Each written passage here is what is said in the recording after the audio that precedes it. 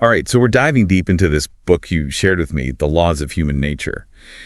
Have you ever, and I'm sure we all have, been totally thrown off by like someone's actions? Oh, absolutely. It's like a universal experience, right? We build these ideas of people in our heads, and then, bam, they go and do something completely out of character. Totally.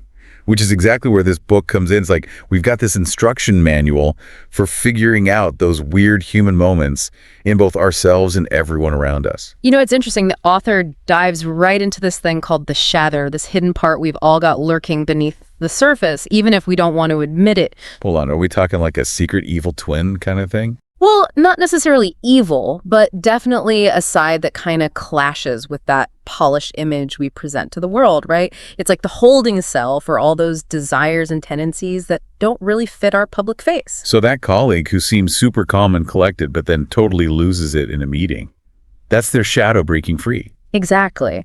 And the book points out that this shadow tends to rear its head during times of stress, insecurity, or even as we get older and just get tired of keeping up the act. Makes sense. It's like we can only hold it together for so long. So how can understanding this shadow idea actually be useful to us in our everyday lives? Like, say, at work or in our relationships? It's about recognizing the signs, right? The book gives this great example about how envy can show itself. Think about a coworker. Maybe they're showering you with compliments, but you notice their eyes kind of linger on your new watch or when they see that promotion announcement. Oh, that subtle, envious vibe. I've totally been there. Exactly. And while this example zeroes in on envy, the shadow can pop up in tons of ways, right? Passive aggression, sudden mood swings, even those out-of-nowhere bursts of anger. So it's less about judging people for having this hidden side and more about being aware enough to spot those signals. Absolutely. It's about grasping the complexities of human nature, both our own and everyone else's, and realizing that everyone's got this hidden dimension, you know? This whole shadow thing has got me thinking, where does narcissism fit into all of this? We all have a little bit of it, right? For sure. And the book makes a really clear distinction between that healthy self-love and destructive narcissism.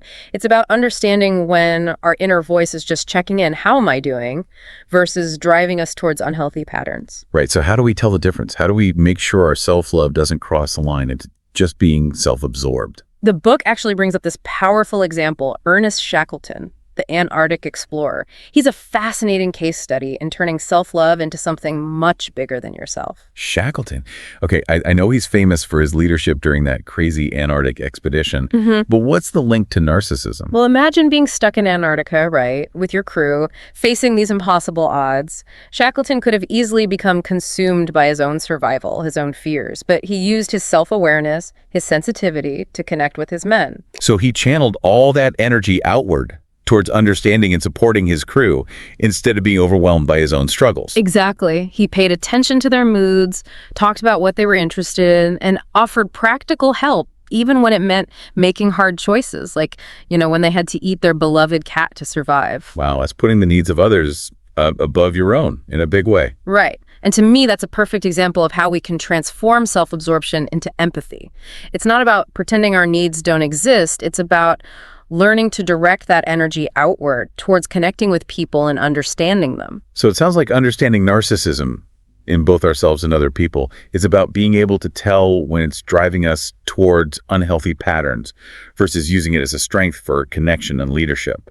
Exactly. And this actually leads us to another big point in the book, the importance of having a real sense of purpose in our lives. Purpose, the deep down feeling of why that drives us. That's it. The book gets into how dangerous it can be to chase after these false purposes, things like material possessions, social status, just blindly following the crowd. These things might promise happiness, but in the end, they can leave us feeling empty and disappointed. It's like chasing a mirage, isn't it? Always just out of reach. So how do we figure out what those false purposes are versus a real sense of purpose? You know, the book uses Coco Chanel's life as a really interesting example. Growing up in an orphanage and facing tons of adversity, she was driven by this unwavering sense of purpose, this burning need to create, to design, to make her mark on the world of fashion. And she definitely achieved that.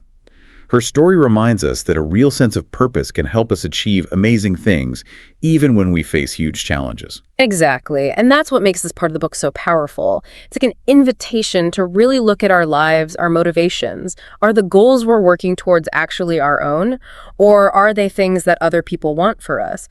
Are we chasing a mirage or following a path that truly speaks to our values and what we want? That's a powerful question to think about. Yeah. It makes you realize how easy it is to get caught up in going after what we think we should want, instead of what genuinely resonates with us deep down. Absolutely. It's about realizing that true fulfillment comes from making sure our actions line up with our true selves. It's amazing, right? How much our body language can actually reveal about what we're really thinking and feeling. It's like our bodies have their own secret code.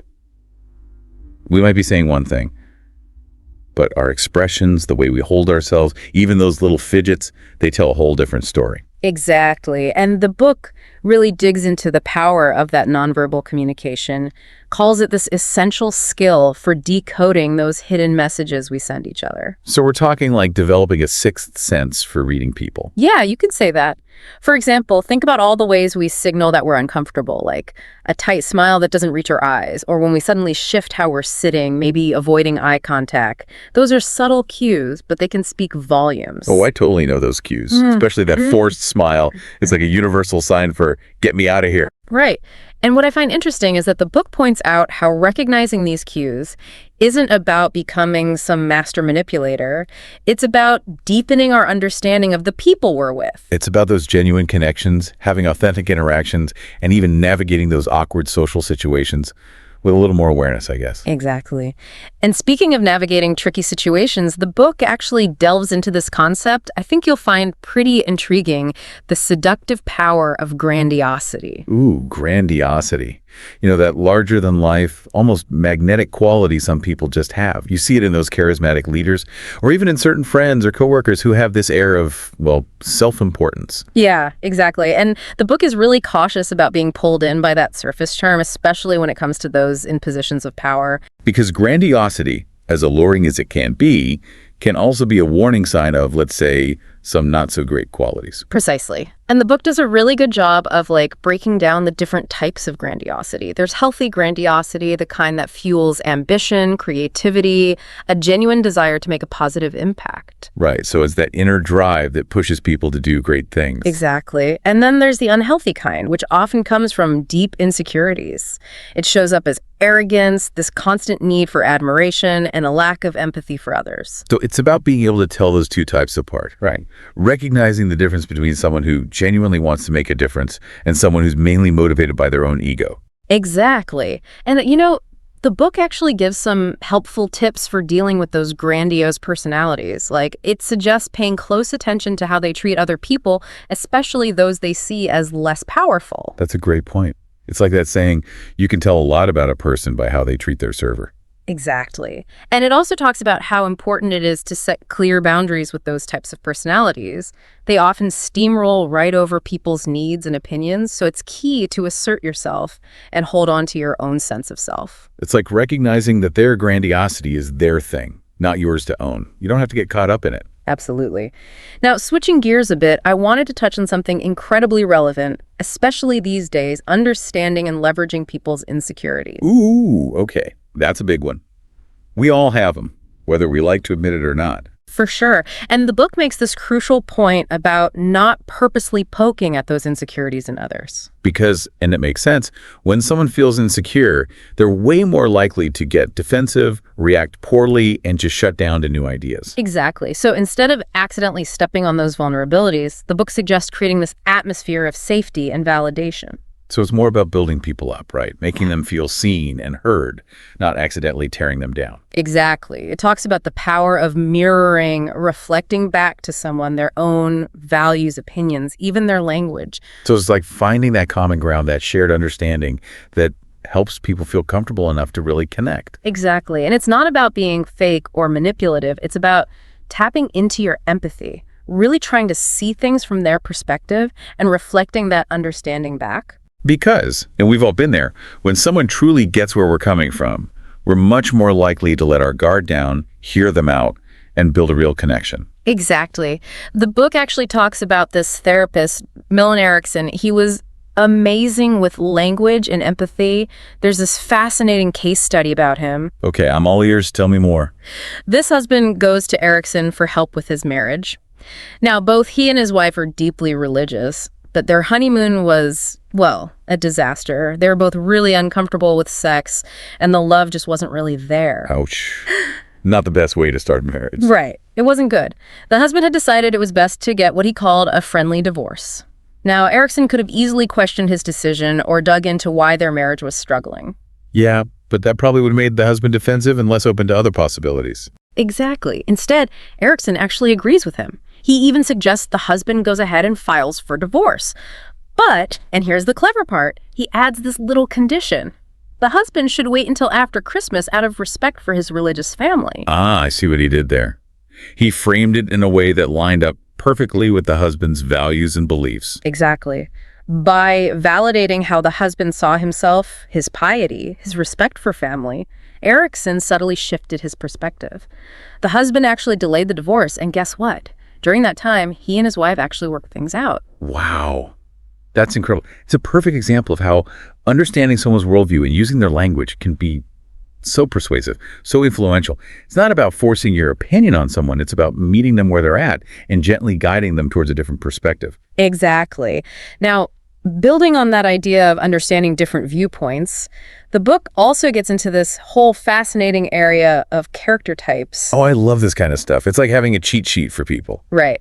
And while it's super important to remember everyone's unique, recognizing certain character patterns can help us navigate those interactions more effectively. So it's less about putting people in boxes and more about having a framework to understand those different communication styles, motivations, potential red flags, right? Exactly. Look, Like, the book describes this hypersensitive type, people who are easily offended, hold grudges, often misinterpret things as personal attacks. oh, I know a few people like that. Like they're always on the lookout for any sign of disrespect or criticism.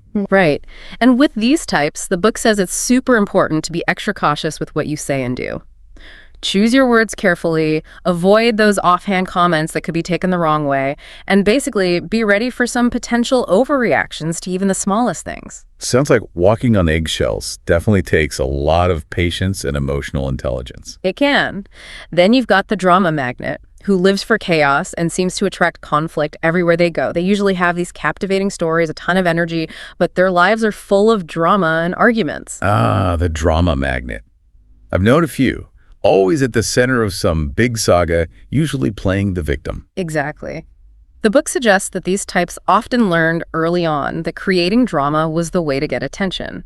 As you get to know them, you'll hear these endless tales of betrayal, injustice, hardship, always with them as the main character. So the key is to spot this pattern early and avoid getting sucked into their drama tornado. Yeah, set those healthy boundaries and don't get swept up in that emotional roller coaster. It makes you think, doesn't it? How different these personality types can be.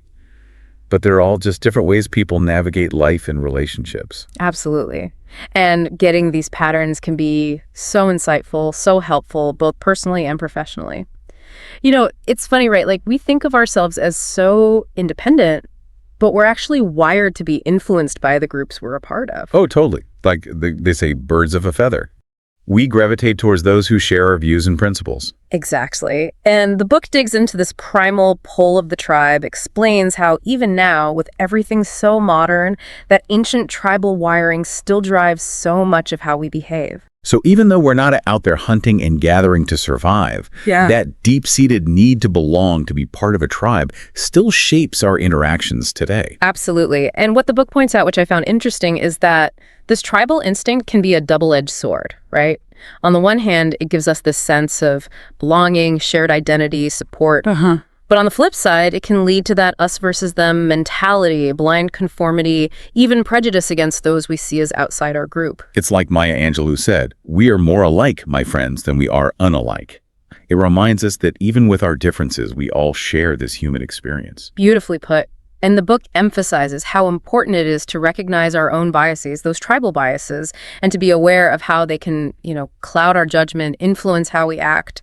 Right, so it's about being aware of that natural pull we have towards people who are like us, while also being open to connecting with those who are different, who challenge our thinking, who help us see the world in new ways. Exactly. And the book gives these fascinating examples of how these tribal dynamics play out in different parts of life, like at work, on social media, even in politics. It's about understanding those group dynamics, those unspoken rules, those hierarchies, and being mindful of how they might be shaping our own views and actions. So it's like becoming a student of human behavior, really observing those subtle cues, understanding what's driving those actions, and then using that knowledge to navigate those social situations more effectively. Exactly.